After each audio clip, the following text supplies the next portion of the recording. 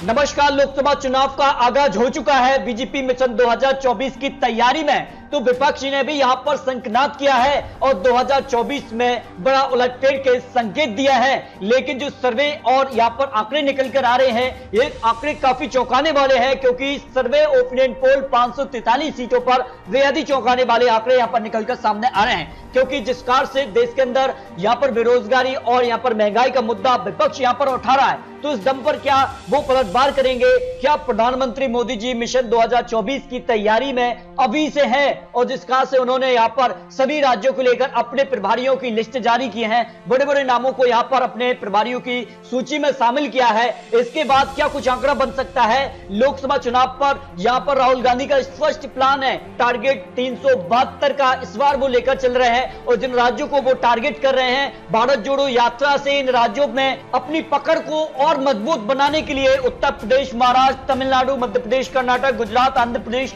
राजस्थान, केरल, तेलंगाना, पंजाब, हरियाणा और दिल्ली होती है, क्या वो यहां पर 2024 तक पहुंच पाएंगे? इस पर आपको महत्वपूर्ण सर्वे और इस बार अगर बात की जाए तो एक नहीं कई चेहरे ऐसे पीएम के चेहरे के तौर पर उभर सकते हैं, जिसमें नीतीश कुमार ने भी बड़ा दावा किया है कि 2024 में टक्कर अगर कोई दे सकता है तो वो नीतीश कुमार ही है, जो प्रधानमंत्री मोदी जी को सीधे तौर पर टक्कर दे सकते हैं। लेकिन आपको बता दें कि इसके अलावा ममता बनर्जी हैं और अरविंद केजरीवाल, जो कि दावा कर रहे हैं कि एक बार उनको मौका मिलना चाहिए, जिसका से दिल्ली, पंजाब में उनकी सरकार है और अब वो चाहते हैं कि 2024 में कुछ नया हो। तो इस बार क्या कुछ आंकड़ा बनेगा? लेकिन सर्वे के आंकड़े बेहद ही चौंकाने वाले आ रहे हैं, क्योंकि 5 एजेंसियों ने सर्वे दिए हैं और ऐसे में आम आदमी पार्टी ने जो अपना एजेंडा है वो सेट किया है कि वो कुछ नया करने वाले हैं। लेकिन प्रधानमंत्री मोदी जी 2024 में हैट्रिक या फिर वनवास पर गया विपक्ष की वापसी होगी, इसको लेकर महत्वपूर्ण विश्लेषण 543 सीटों के लिए, क्योंकि 2022 में जिस कहा से भारतीय जनता पार्टी 18 राज्यों पे काबिज है, कांग्रेस यहां पर कुछ ही राज्यों में सिमट गई है, जबकि आम आदमी पार्टी 2 राज्यों में सरकार में है। इसके अगर बात की जाए तो बीजेपी विधायकों की संख्या भी ज्यादा दिखट कर आती है। 1300 यहां पर 39 विधायक बीजेपी के पास इस वक्त नजर आते हैं। कांग्रेस को यहां पर 762, आम आदमी पार्टी 156 विधायक। लेकिन किसके दावे में कितना दम है, इस पर आपको महत्वपूर्ण विश्लेषण, क्योंकि 5 बड़ी एजेंसियों के सर्वे ओपिनियन पोल सामने आ चुके हैं। बात कर लेते हैं यहां पर दिल्ली की, तो दिल्ली की 7 सीटों में बीजेपी को सभी 7 सीटों पर जीत मिलने का अनुमान लगाया जा रहा है, जबकि पश्चिम बंगाल के लिए 42 सीटों में से बीजेपी को 17 सीट, टीएमसी 25 सीटों पर आ सकती है। ममता बनर्जी ने भी दावा किया है कि वो पीएम चेहरा बन सकती हैं, लेकिन कौन बनेगा पीएम चेहरा? क्या सीधे तौर पर विपक्ष में एक साथ एकजुट रहते हैं तो प्रधानमंत्री मोदी जी को टक्कर दे पाएगा विपक्ष? इस पर महत्वपूर्ण आंकड़े निकलकर सामने आते हैं। जम्मू कश्मीर की 6 सीटों में भी बीजेपी 2 सीट, पीडीपी को 1 सीट, नेशनल कॉन्फ्रेंस को 1 सीट, कांग्रेस यहां पर 2 सीटों पर आ सकती है।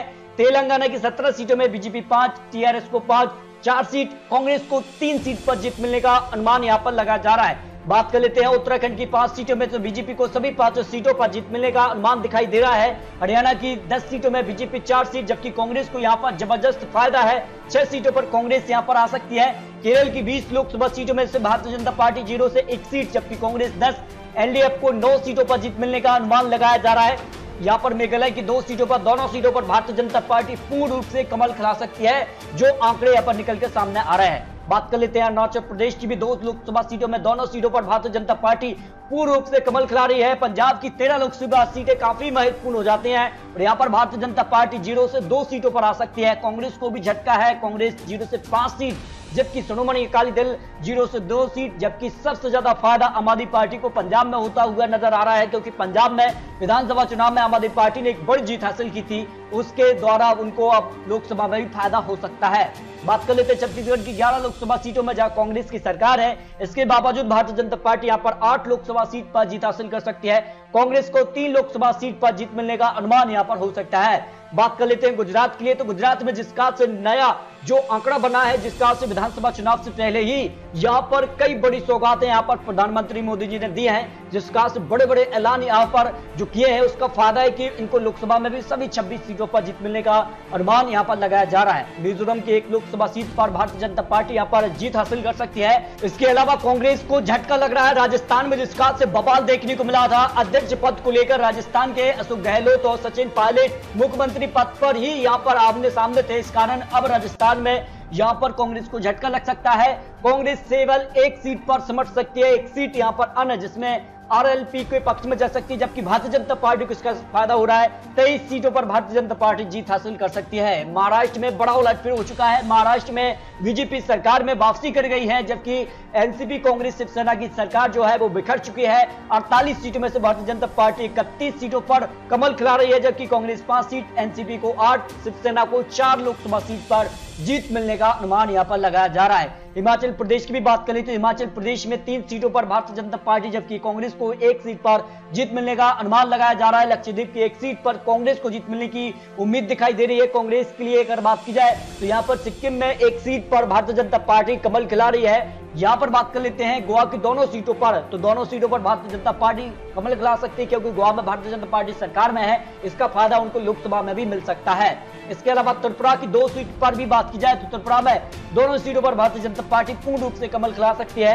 असम में 14 लोकसभा सीटों में से भारतीय जनता पार्टी यहां पर 12, जबकि एआईयूडीएफ को एक सीट पर कांग्रेस यहां पर जीत हासिल कर सकती है। जबरदस्त फायदा भारतीय जनता पार्टी को असम में होता नजर आ रहा है, जबकि बिहार में बड़ा उलटफेर हो गया है। अब भारतीय जनता पार्टी यहां पर चढ़ती नजर आ रही है। इससे पहले जो आंकड़ा था बिहार में भारतीय जनता पार्टी का, जब नीतीश कुमार प्लस बीजेपी सरकार में थी, जब यहां पर 26 सीटों पर भारतीय जनता पार्टी जीत हासिल कर रही थी, लेकिन अब यहां पर बड़ा उलटफेर हो चुका है। भारतीय जनता पार्टी करीब 10 सीटों पर सिमट सकती है, क्योंकि गठबंधन के आंकड़े हैं और जेडीयू को जो आंकड़ा 4 सीट था वो करीब यहां पर 12 से 13 सीटों तक पहुंच जाता है, जबकि आरजेडी को यहां पर 9 सीट, कांग्रेस को यहां पर 1 सीट। यानी सीधे तौर पर भारतीय जनता पार्टी को बिहार में नुकसान होगा लोकसभा चुनाव को लेकर जो सर्वे आंकड़े हैं, जबकि जेडीयू प्लस आरजेडी को यहां पर फायदा हो सकता है जो आंकड़े निकल के सामने आ रहे हैं। उड़ीसा की 21 लोकसभा सीट में से Bharatiya Janata party 8 Lok Sabha seat, BJD को यहां पर 10 और कांग्रेस को 3 लोकसभा सीट पर जीत मिल सकती है। अंडमान निकोबार की 1 सीट पर भारतीय जनता पार्टी जीत हासिल कर सकती है। मणिपुर की 2 लोकसभा सीट में से 1 सीट बीजेपी और 1 सीट यहां पर कांग्रेस को सीधे तौर पर बढ़ती नजर आ रही है, जबकि आंध्र प्रदेश में 25 लोकसभा सीटें आती हैं और यहां पर टारगेट कांग्रेस करते नजर आ रही है। तो बीजेपी को यहां पर 0 से 8 सीट जा सकती है, वायएसआर को 10 लोकसभा सीट, टीडीपी को यहां पर 3, कांग्रेस को यहां पर 4 लोकसभा सीट पर जीत मिलने का अनुमान यहां पर लगाया जा रहा है। तमिलनाडु की बात कर लेते हैं तो 39 लोकसभा सीट में से भारतीय जनता पार्टी 0 से 3 सीट, जबकि डीएमके को 15 और एआईडीएमके को भी यहां पर 15 लोकसभा सीट, कांग्रेस को यहां पर 4, जबकि अन्य की बात की जाए तो 2 लोकसभा सीट अन्य के पक्ष में भी जा सकती हैं। लेकिन सबसे महत्वपूर्ण माना जाता है उत्तर प्रदेश। उत्तर प्रदेश में कांग्रेस को बड़ा झटका लग सकता है। कांग्रेस यहां पर 0 सीट भी आ सकती है, फिर 1 सीट पर कांग्रेस को जीत मिल सकती है। BSP 2 seat, Samajwadi party 8 Lok Sabha seat, जबकि भारतीय जनता पार्टी सबसे ज्यादा 70 लोकसभा सीटों पर जीत हासिल कर रही है। यानी सबसे बड़ी जीत यहां पर उत्तर प्रदेश में लोकसभा चुनाव आज होते हैं तो भारतीय जनता पार्टी 70 लोकसभा सीट पर जीत हासिल कर सकती है, जो आंकड़े विश्लेषण सामने आ रहा है। चंडीगढ़ की 1 लोकसभा सीट पर भारतीय जनता पार्टी को जीत मिलने का अनुमान यहां पर लगाया जा रहा है, जबकि कर्नाटक की 28 लोकसभा सीट में भी भारतीय जनता पार्टी को जबरदस्त फायदा हो रहा है। 20 लोकसभा सीट पर जीत हासिल कर सकते हैं। जेडीएस को 3 लोकसभा सीट, कांग्रेस को 5 लोकसभा सीट पर जीत मिलने का अनुमान यहां पर लगाया गया है। मध्य प्रदेश की 29 लोकसभा सीट पर कांग्रेस को फायदा हो सकता है, जिसका से मध्य प्रदेश में विधानसभा चुनाव में उन्होंने जीत हासिल की थी, लेकिन लोकसभा चुनाव में इसका से यहां पर अब बवाल देखने को मिल सकता है। बीजेपी यहां पर 23 से 25 सीटों पर सिमट सकती है, जबकि बीएसपी को 1 सीट या फिर समाजवादी पार्टी के पक्ष में जा सकती है। कांग्रेस 0 से 5 यहां पर लोकसभा सीट पर जीत हासिल कर सकती है, जो आंकड़े निकल कर आ रहे हैं। जबकि झारखंड की 14 लोकसभा सीट में से बीजेपी 9 सीट, जबकि जेएमएम को 3 सीट, कांग्रेस को 2 सीटों पर जीत मिलने का अनुमान यहां पर लगाया जा रहा है। इस तरह से सभी सीटों की बात की जाए, 543 सीटों के जो चुनावी आंकड़े, चुनावी परिणाम सामने आ रहे हैं, जो विश्लेषण ओपिनियन पोल सामने है, उस हिसाब से एनडीए पूर्ण बहुमत की तरफ बढ़ती नजर आ रही है। हालांकि 2019 के मुकाबले कुछ सीटों का नुकसान होता नजर आ रहा है, जिसमें बिहार में बड़ा झटका इस कारण से नुकसान हो रहा है, लेकिन फिर भी जो बहुमत का आंकड़ा 272 है उसको पार करता नजर आ रहा है एनडीए। जबकि यूपीए की बात की जाए तो 2019 के मुकाबले कुछ सीटों का प्लस कर रही है, लेकिन जो बहुमत का आंकड़ा है उससे काफी अभी भी पीछे नजर आ रही है। जबकि अन्य की बात की जाए तो अन्य के खाते में 117 सीटें आ सकती हैं। इस तरह से अगर बात की जाए तो पहले ओपिनियन पोल में जो है एनडीए को बहुमत मिलता नजर आ रहा है। जबकि टाइम्स नाउ नवभारत की बात कर लेते हैं तो बीजेपी को यहाँ पर 92 से लेकर 312 सीटों पर जीत मिलने का अनुमान लगाया जा रहा है। कांग्रेस को 118 से 138 सीटें, टीएमसी को 27 से 31 सीट, वायएसआर को यहां पर 17 से 23 सीटें मिलने का अनुमान है। आम आदमी पार्टी 0 से 8 सीट, इस तरह से अगर बात की जाए तो टाइम्स नाउ के ओपिनियन पोल के हिसाब से भी आज लोकसभा की 543 सीटों पर चुनाव, तो फिर एनडीए पूर्ण बहुमत से सरकार बनाती नजर आ रही है। जबकि अगर बात की जाए इंडिया टुडे